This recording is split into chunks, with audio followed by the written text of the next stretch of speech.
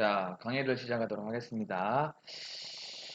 지난 시간에 하향식 방식, 그쵸? 탑 다운. 그러니까, 하향식 방식에 의한 나노 구조 제조라고 해서 지난 시간에 좀 얘기를 좀 했었는데, 탑 다운, 즉, 탑이라는 것은 높은 곳에서, 높은 곳, 뭔가 큰 것에서 작은 것으로 만드는 방식을, 자, 탑 다운 방식입니다.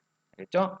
지난번에는 뭐 여기 보면 이 큰 끌개 하나 가지고 또 작은 끌개 하나를 또 만들고 이 작은 끌개 하나 가지고 또 하나 만들고 쭉쭉쭉 해서 이론적으로 나노미터 크기의 끌개를 만든다 해서 요게 이거 탑 다운 방식에 의한 하향식 방식이라고 했습니다. 그래서 우리 지난번에도 그 반도체 공정 중에서 리소그래피, 리소그래피, 아이고,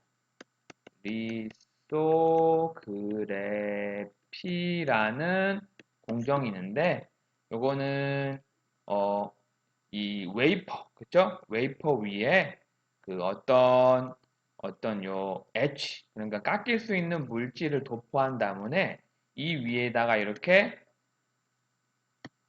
패턴을 새기는 요 방식, 그쵸? 그러니까 이게 그 어떤 물질을 이렇게 깎아내리는 요거를 이제 탑다운 방식이라고도 자, 얘기를 했었습니다. 알겠죠? 자, 그럼 다음으로 넘어가 볼까요?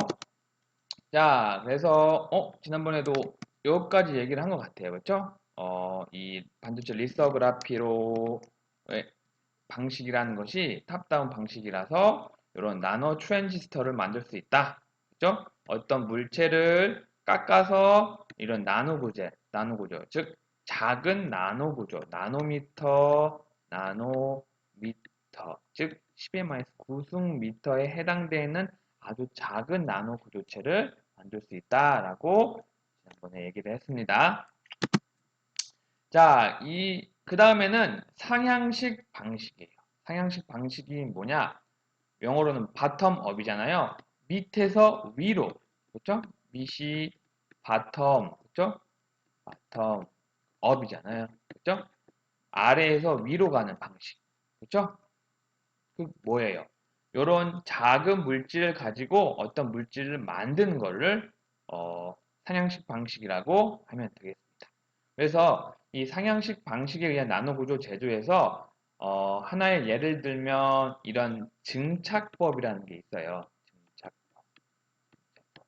뭐 영어로는 뭐 디파지션이라고 해요. 디파지션. 그러니까 뭐 어떤 표면적이 있는 것에 뭘 이렇게 덮는다.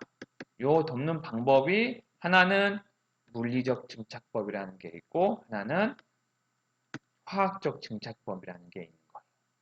자, 물리적 증착법은 자, 어떤 순수한 원자를 있잖아. 원자를 어떤 기판 위에 이렇게 붙이는 거. 어떤 물리적인 힘에 의해서 붙이는 거를 물리적 증착법이라고 합니다.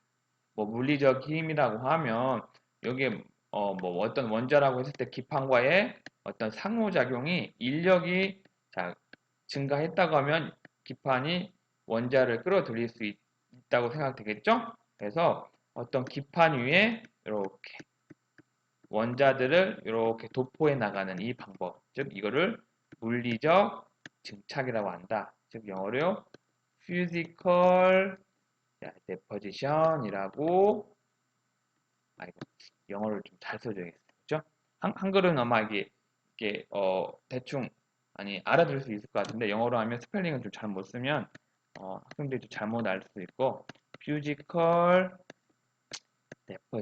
deposition이라고 합니다. 그죠? 자, 그 다른 하나인 방법이 화학적 증착법인데 요거는 자, 어떤 원자나 분자를 자, 요런 원자, 요런 분자를 어떤 화학 반응에 의해서 요 어떤 특정 원자나 분자가 여기에 쌓아지는 것을 말하는 거예요. 그래서 대부분 요 화학적 증착법이 물리적 증착법에 대해 증착법에 비해 조금 더 선택적으로 깔려질 수도 있고 조금 더 좋은 깔림을 보여요. 그래서 화학적 증착법의 대표적인 예로는 뭐 CVD라고 해요. CVD. 반도체 공정에서 많이 쓰는 건데 어떤 금속을 어떤 기판 위에 화학적 방법으로 이렇게 쌓는 거. 요걸 말하는 거거든요. 그래서 뭐 영어로는 chemical vapor, vapor deposition. 화학 증기 증착이라는 방법이 있어요. 뭐 이런 게 있다는 정도만 알려주세요. 뭐 이거를 이용해서 뭐 어떤 기판 위에 우리 그래핀이라고 들어봤어요? 그 그래핀?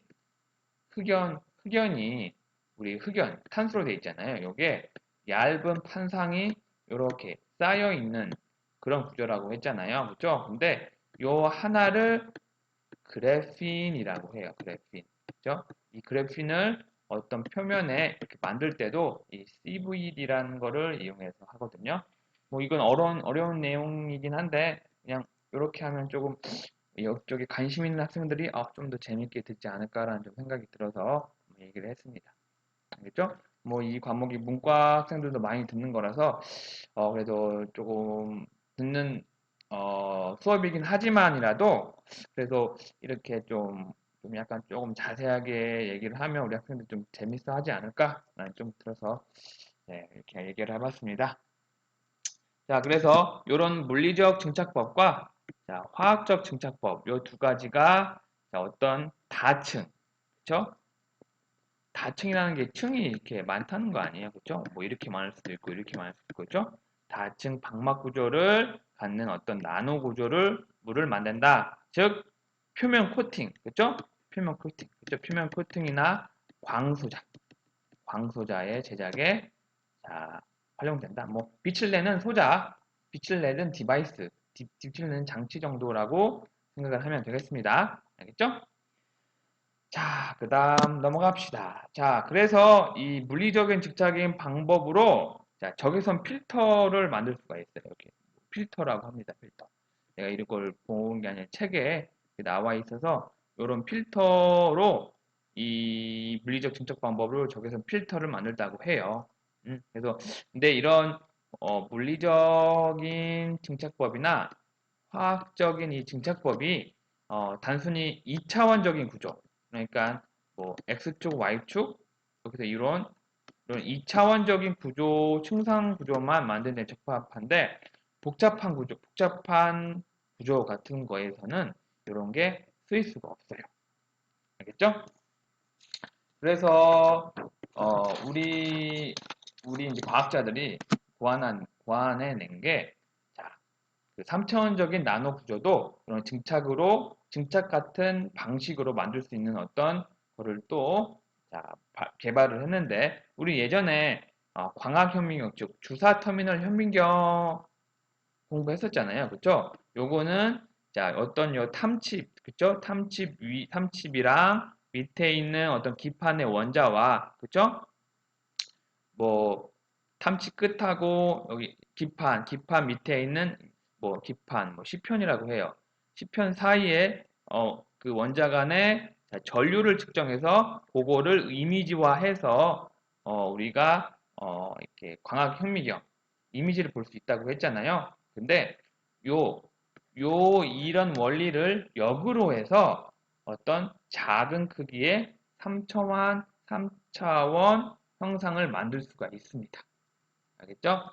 그게 뭐냐? 자, 그 전에 말한 주사 터미널 현미경은 자, 탐칩에 있는 끝에 있는 원자와 그쵸? 여기 끝에 있는 원자와 그리고 시편에 있는 어떤 원자 간의 사이의 전류를 측정한다고 했잖아요. 그거를 역으로 탐칩에 그죠?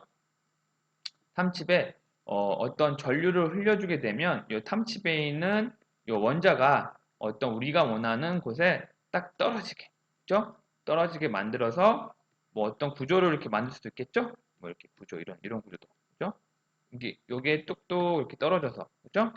그래서 요런 이런 방식으로도 우리가 어떤 나노 구조를 만들 수가 있다. 자, 뭐 증착이라는 아까 물리적인 증착이라는 것도 어떤 순수한 원자를 어떤 판에 떨어뜨려 가지고 이렇게 도포하는 거잖아요. 그렇죠? 이런 거를 좀 더 세밀하고 그리고 또 3차원적인 구조를 만들기 위해서 이런 주사 터널링 현미경, 즉 광학 현미경의 그런 원리를 역으로 이용을 해가지고 어떤 탐칩의 여기 끝에 있는 원자를 우리가 원하는 곳에다 딱 떨어쳐가지고, 그렇죠? 떨어치면 뭐 어떤 구조를 이렇게 만들 수가 있잖아요. 그렇게 그렇게 만듦으로써 우리가 나노 구조도 3차원적인 나노 구조도 만들 수가 있다라고 알면 되겠습니다. 뭐 우리 여기 이해가 안 가면 우리 3D 프린팅이라고 하잖아요. 그렇죠? 그렇죠? 펜. 그래가지고 뭐 우리가 이렇게 뭐 밑에 이렇게 그려가지고 이렇게 어떤 뭐 인형도 만들고 어떤 물체도 만들잖아요. 그런 것처럼 요거를 사이즈를 나노 크기만큼으로 만드는 것이 여기 이제 주사 터널링 현미경의 반대 원리를 이용해서 한다는 겁니다. 알겠죠? 자, 그래서 뭐 좀 정리하자고 하면, 이 바텀업, 그쵸? 상향식 방식의 어떤 원리를 이용해서, 뭐 이렇게 여기 한번 관심 있는 학생들 가보세요. 큰 사이즈의 나노 입자를 집어서, 그쵸? 요거 집어서 이렇게 다른 곳에다 옮기는 거. 이런 방식이. 그쵸? 그 다음에 뭐 어떤 특정한 원자 사이나 어떤 물질들이 이렇게 규칙적인 어떤 배열을 이렇게 가지고 있어서 뭐 셀프 어셈블리라고 해요. 그래서 어떤 구조를 여기는 셀프 어셈블드 된 오르가닉 모노레이어라고 하잖아요. for molecular transistor. 그러니까 우리 앞에서 배운 어떤 트랜지스터를 어떤 나노 구조 크기로 어떻게 만드는데 그거를 원자들이 뭉치면서 어떤 조립이 되거든요. 왜냐하면 원자 간의 힘도 있을 거고 다른 힘들이 있어서 이런 좀 원자들 간에 이렇게 자가 조립이 돼서 어떤 한 모노레이어를 만드는 그런 기술들이 상향식 방식이다. 그리고 아까 말한 주사형 터널 현미경으로 인해서 이런 원자들을 그죠? 요 탐칩에 해가지고 다른 곳에다가 놓고 그래서 뭐 3D 프린팅 같은 기술과 같이 이런 상향식 방식으로 나노 구조체를 만들 수 있다라고 이해를 하면 되겠습니다. 그죠? 자, 자, 그 다음에 우리 옛날 사람들이 그때 당시에는 나노 구조를 나노 크기라는 것은 알지는 못했지만 옛날 사람들은 이 나노 기술을 이용을 했어요. 그렇죠? 지금에 와서 그런 기술들이 나노 기술이라고 밝혀진 거고 그때 당시에는 그 나노 기술을 모르지만 어떤 유용하게 이용되었던 거죠. 그 중에 하나가 뭐 리크루코스 컵이라는 거예요. 자, 이미지는 여기 밑에 이렇게 나와 있는데 자, 여기 이런 컵인데요.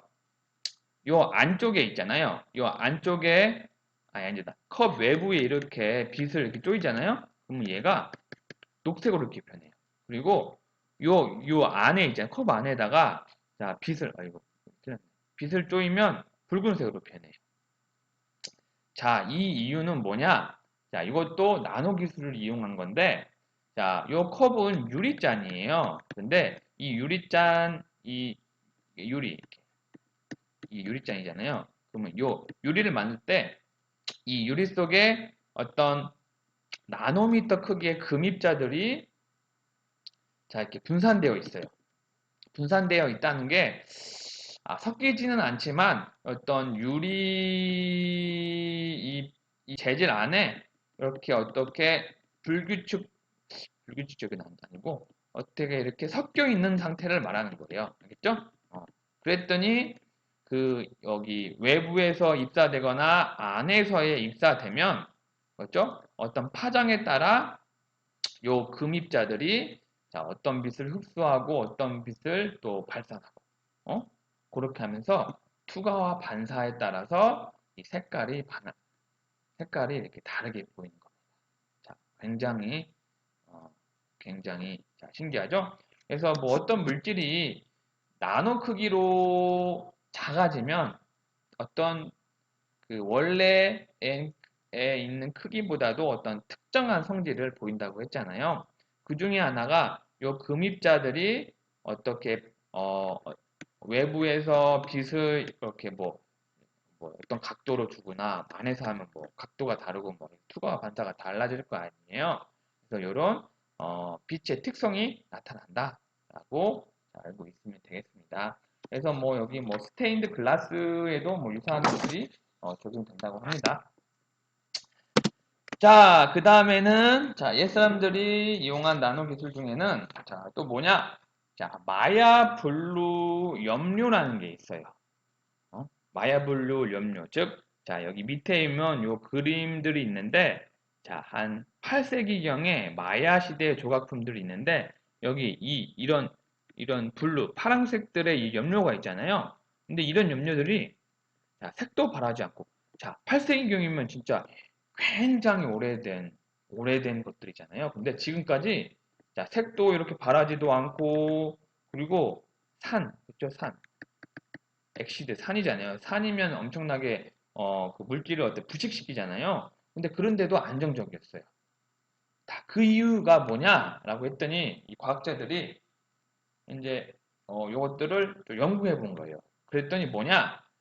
펠리고르스카이트라는 요런 것들이 진흙 속 나노미터 크기로 구멍이 분포되어 있어서 그래서 요런 이 청색 염료를 인디고 청색 염료라고 하는데 이게 이 구멍 속에 들어가 있는 거예요. 그래서 강하게 결합이 되는 거예요. 지금 뭐냐?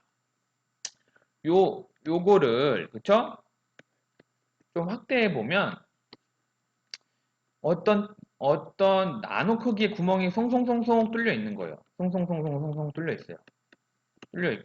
뚫려 있는데 여기는 비어 있잖아요. 그쵸? 근데 어떤 인디고 청색 염료를 여기 넣었더니 이 염료들이 여기 안에 강하게 결합이 되어 있는 거예요.